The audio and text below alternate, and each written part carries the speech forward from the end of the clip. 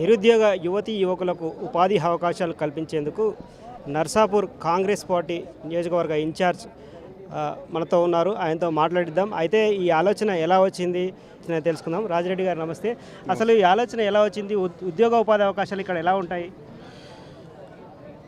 గత కొన్ని సంవత్సరాలుగా నేను ప్రజల్లో తిరగడం, కొన్ని కుటుంబాలను కలవడం, తద్వారా ఆ కుటుంబాల్లో చదువుకున్న పిల్లలు కనబడడం, తర్వాత ఎప్పుడైంది మీ చదువు, ఏం చేస్తుర్రు, అవన్నీ ఆరా తీయడం జరిగింది. ఎందుకంటే ప్రజాక్షేత్రంలో ఉన్నాం కాబట్టి చాలామంది కుటుంబాలను ఏదో సందర్భంలో ఒక మంచి పనికో చెడు పనికో అంటే పరామర్శించడము, శుభకార్యాలకు వెళ్ళడము, లేకపోతే ప్రజల్లో మమేకమై తిరుగుతున్నాం కాబట్టి అక్కడ వాళ్ళ పరిస్థితులను మనము ఆరా తీయడం వల్ల మనకు చాలా నిరుద్యోగత ఉన్నది. రెండవది, మరి ఎందుకు మనకు సిటీకి ఇంత దగ్గర ఉన్నారు, చదువుకున్నారు, మరి ఎందుకు ఉద్యోగాలు రావట్లేదు అనే ఆలోచన చాలా రోజుల నుంచి నాలో ఉంది. దాన్ని చాలామంది స్నేహితులతో, నాకు తెలిసిన హైదరాబాద్లో వివిధ కంపెనీలో పనిచేస్తున్నటువంటి వివిధ హోదాల్లో పనిచేస్తున్న వాళ్ళతో షేర్ చేసుకోవడం జరిగింది. చేస్తే దాని నుంచి కొంతమంది స్నేహితుల సహకారంతో మరి మనం ఇలా జాబ్ మేళా పెడితే ఎలా ఉంటుంది అంటే, గతంలో అయితే పెట్టిన దాఖలాలు లేవు, మరి పెడితే ఎలా ఉంటుంది, వాటి గురించి కూడా నాకు పూర్తి అవగాహన లేదు. కాబట్టి మరి ఒక అటెంప్ట్ చేస్తే మరి ఎలా ఉంటుంది, స్పందన ఎలా ఉంటుంది అనే దాని మీద మా ఫ్రెండ్స్ సహకారంతో ఇక్కడ పెట్టడం జరిగింది. ఇక చూస్తున్నారు మీరు స్పందన ఎలా ఉందో. అయితే ఇప్పుడు ఎన్ని కంపెనీలతో మీరు ఈ బ్యాక్గ్రౌండ్ వర్క్ చేశారు? అంటే ఇక్కడ ఉపాధి కల్పించే అవకాశాలతో, అంటే చాలామంది కంపెనీల వాళ్ళతో మాట్లాడాల్సి ఉంటుంది. వాళ్ళు కొంతమంది సుముఖంగా ఉంటారు, వెంటనే స్పందించని వారు ఉంటారు. ఎన్ని కంపెనీలు మీకు, అంటే మీరు చెప్పిన ప్రపోజల్కు అగ్రీ చేసి ఇక్కడికి వచ్చాయి?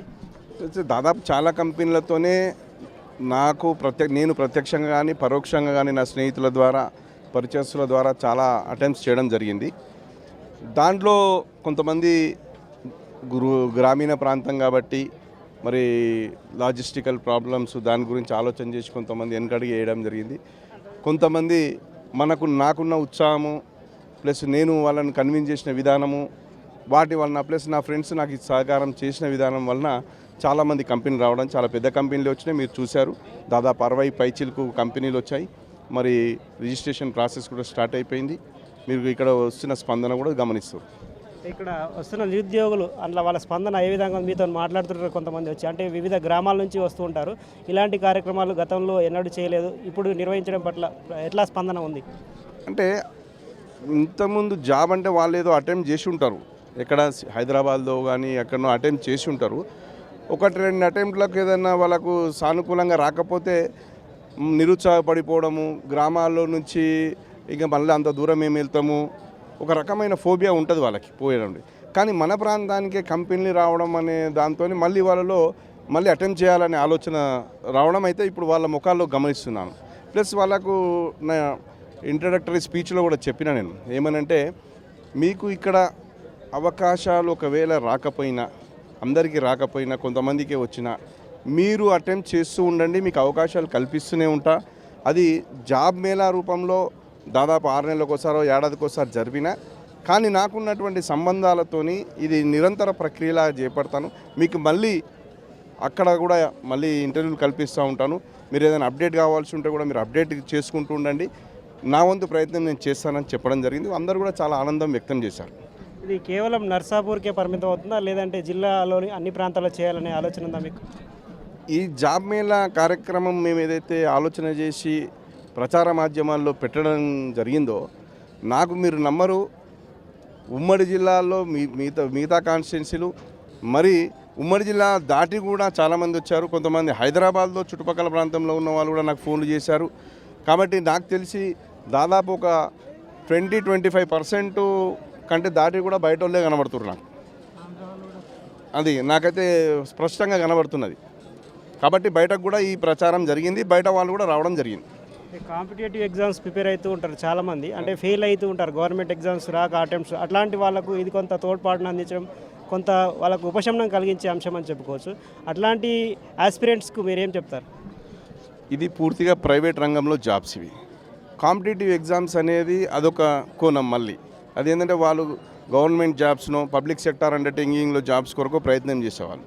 వాళ్ళ ఆలోచనలు వేరే ఉంటాయి. ప్రైవేట్ రంగం వైపు అటు మలగాలనే ఆలోచన చాలా తక్కువ ఉంటుంది నేను గమనించిన కాడికి. ఎందుకంటే మేము చదువుకున్న కాలం నుంచి కూడా చూస్తున్నాం.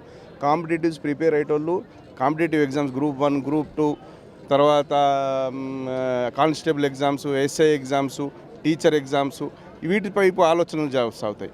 వాళ్ళు కూడా కొంత అటెంప్ట్స్ చేసి ఫెయిల్ అయిపోయి మళ్ళీ వాళ్ళకి ఏదైనా టెక్నికల్ స్కిల్స్ వాళ్ళ డిగ్రీతో పాటు ఉండి మళ్ళీ అటెంప్ట్ చేసిన వాళ్ళు ఎవరైతే ఉన్నారేమో తెలియదు, కానీ నేనైతే గమనించలేదు.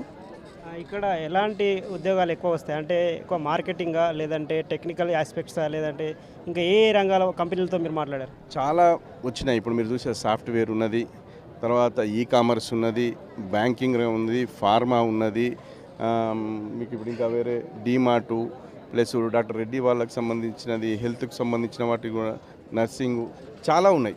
ఆల్మోస్ట్ 10వ తరగతి అర్హత నుంచి డిగ్రీ మళ్ళీ బీటెక్ ఈ డిగ్రీ ఉన్న వాళ్ళందరికీ కూడా వివిధ రకాలుగా జాబ్స్ ఉన్నాయి. కాబట్టి అన్ని సెక్షన్స్ను కవర్ చేసే జాబ్ మేళ ఇది. ఓకే, ఇది రాజిరెడ్డి గారు చెప్తుంది.